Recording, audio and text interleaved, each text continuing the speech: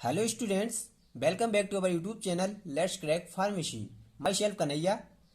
तो स्टूडेंट, आज फिर से हमारा एक नया टॉपिक जिसका नाम है मोनोग्राफ। इसमें हम जानेंगे कि मोनोग्राफ क्या होता है और इसके अंदर वो कौन सी इन्फॉर्मेशन होती है जिसकी हमें आवश्यकता होती है। तो स्टूडेंट, हम एक बहुत ही इंपॉर्टेंट टॉपिक पढ़ रहे थे जिसका नाम है फार्माकोपिया, जिसमें हमने इंडियन फार्माकोपिया, ब्रिटिश फार्माकोपिया और यूनाइटेड स्टेट फार्माकोपिया को डिटेल में प्रीवियस वीडियो में कवर कर लिया था। यदि आपने वो वीडियो नहीं देखी है तो लिंक वीडियो के डिस्क्रिप्शन बॉक्स में है, जहां से आप वो वीडियो भी देख सकते हैं। So let's start the video.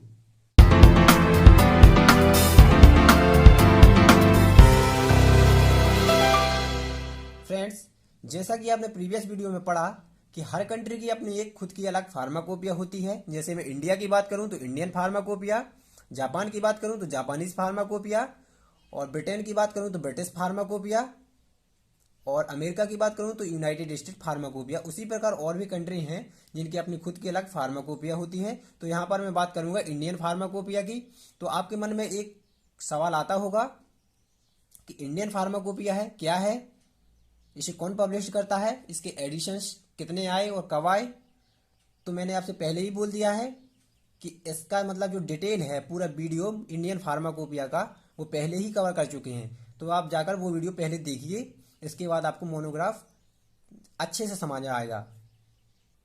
लेकिन यहाँ पर हम थोड़ी सी बात कर लेते हैं कि जो इंडियन फार्माकोपिया का फर्स्ट एडिशन पब्लिश हुआ था वो 1955 में हुआ था, और जो अभी करंट में एडिशन चल रहा है वो 2018 में पब्लिश हुआ था, जो अभी 8वां एडिशन है और करंट में अभी चल रहा है। जो इंडियन फार्माकोपिया है ये इंडियन फार्माकोपिया कमीशन आईपीसी के द्वारा पब्लिश की जाती है, और जो आईपीसी है इसका हेडक्वार्टर गाजियाबाद में है।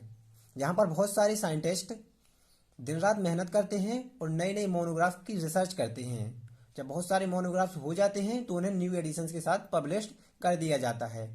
तो जो मोनोग्राफ्स वर्ड्स है ये आपने कई बार सुना होगा, लेकिन पता नहीं है कि मोनोग्राफ होता क्या है। तो चलिए इस वीडियो में आज जानते हैं कि मोनोग्राफ क्या होता है और इसके अंदर कौन सी इंफॉर्मेशन होती है। तो आप ध्यान से देखिए, आपको सारा कुछ समझ आने वाला है कि कौन कौन से इसमें पार्ट्स होते हैं मोनोग्राफ के अंदर। तो देखिए, a monograph is contain the whole information of drugs या medicines and doses forms and method of analysis. इसका मतलब ये है कि जो मोनोग्राफ है वो एक ऐसा आर्टिकल्स है जिसके अंदर वो सारी इंफॉर्मेशन होती है उस ड्रग्स की जिसकी हमें आवश्यकता होती है, और जितने भी डोजेस फॉर्म्स होते हैं वो सारी इंफॉर्मेशन उन डोजेस फॉर्म की भी मोनोग्राफ के अंदर इंक्लूड होती है, और मेथड ऑफ एनालिसिस, जितनी भी एनालिसिस की मेथड होती हैं वो सारी मोनोग्राफ के अंदर प्रेजेंट होती हैं।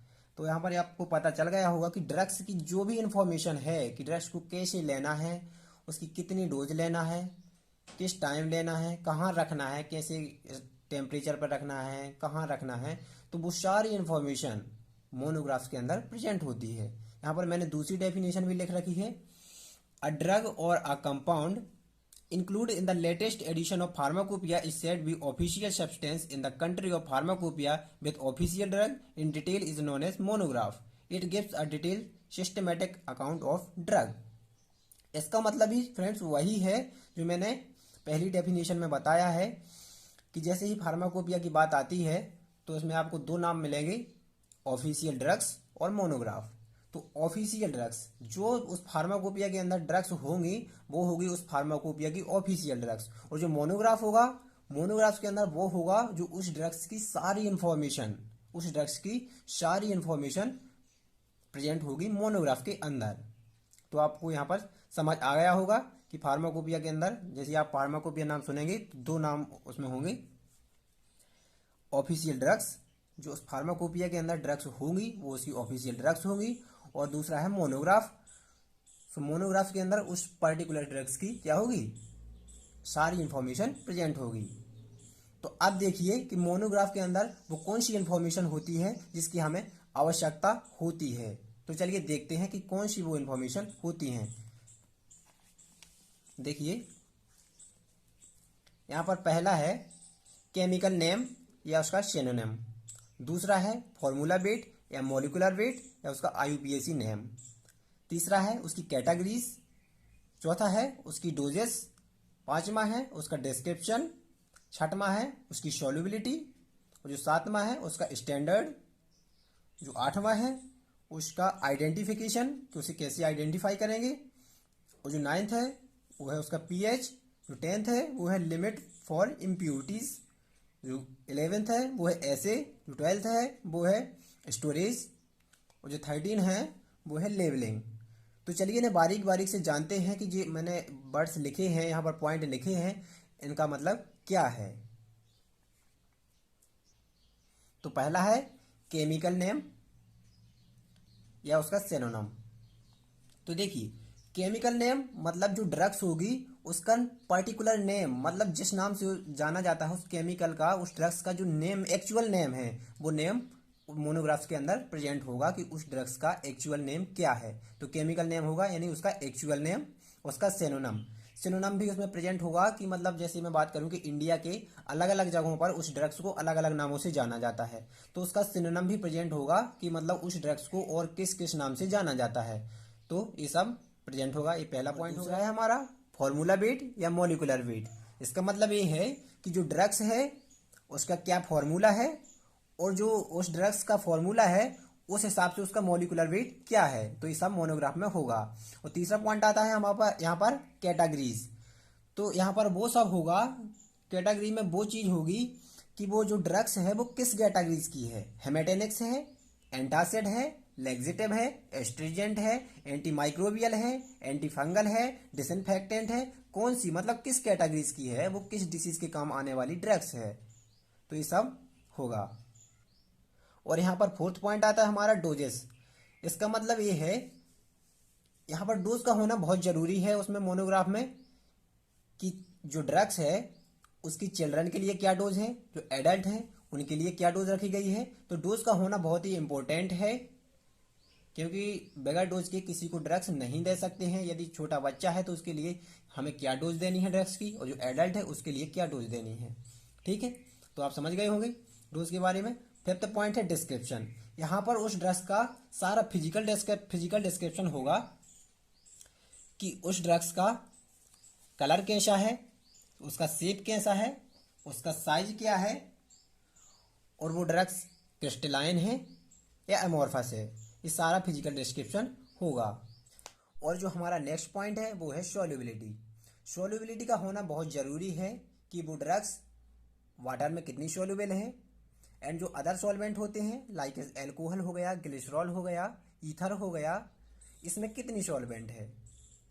तो सॉल्युबिलिटी का होना बहुत ज़रूरी है। तो अब यहाँ पर थोड़ा सा जान लेते हैं सॉल्युबिलिटी के बारे में कि सॉल्युबिलिटी होती क्या है। तो चलिए जानते हैं। जैसे मान लीजिए ये अपना वाटर है इस बीकर में, और यहाँ पर ये है चीनी, मान लीजिए चीनी। तो जिस चीज़ को अपन डिजोल्व करते हैं वो होता है सॉल्यूट, और जिस चीज़ में डिजोल्व करते हैं वो होता है सॉल्वेंट।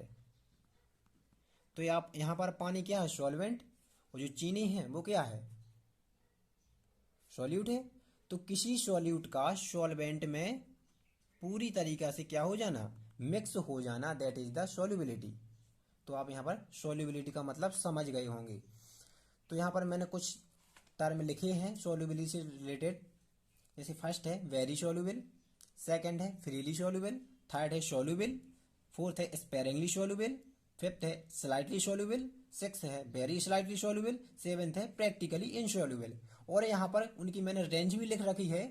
जैसे वेरी सॉल्युबल के लिए less than 1 part, freely soluble के लिए फ्रॉम 1 to 10 पार्ट्स, सॉल्युबल के लिए from 10 to 30 parts, sparingly soluble के लिए from 30 to 100 parts, slightly soluble के लिए फ्रॉम 100 to 1000 पार्ट्स, और जो वेरी स्लाइटली सॉल्युबल है इसके लिए फ्रॉम 1000 to 10,000 पार्ट्स, और जो प्रैक्टिकली इनसॉल्युबल है उसके लिए मोर देन 10,000 पार्ट्स।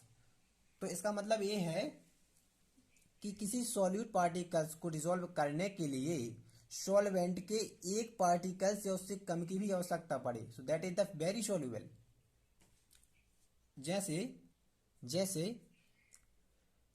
कि जो मान लीजिए एक शुगर का पार्ट्स है, पार्टिकल्स है ए, तो शुगर के 1 पार्ट्स को डिसॉल्व करने के लिए सॉल्वेंट के कितने पार्ट्स की आवश्यकता होती है, मतलब एक पार्ट की आवश्यकता होती है। मतलब ये यदि अपन सॉल्वेंट की एक भी बूंद ले लें उससे ये डिसॉल्व हो जाए, that is the very soluble.